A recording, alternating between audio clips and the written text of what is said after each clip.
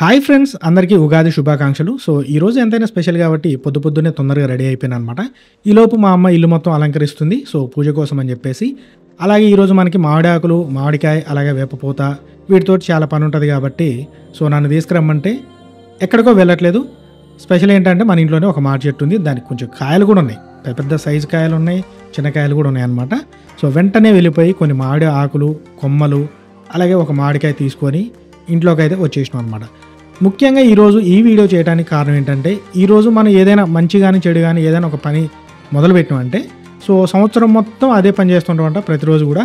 అందుకని చెప్పేసి ప్రతిరోజు నేను ఒక వీడియో పోస్ట్ చేయాలని చెప్పేసి అనుకోండి మీరు కూడా. సో మంచి మంచి కంటెంట్ అయితే వస్తుంది.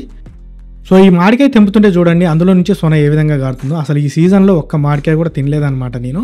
అంటే ఇవి కరెక్ట్ సైజు రాలేదనుకుంటా.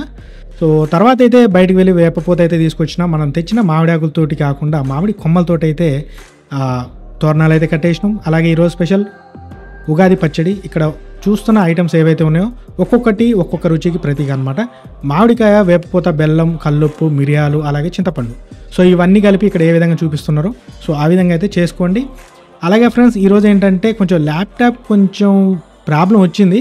సో అందుకని చెప్పేసి నేను తొందరగా పోస్ట్ చేద్దాం అనుకున్నది ఇప్పుడు నైట్ అయింది.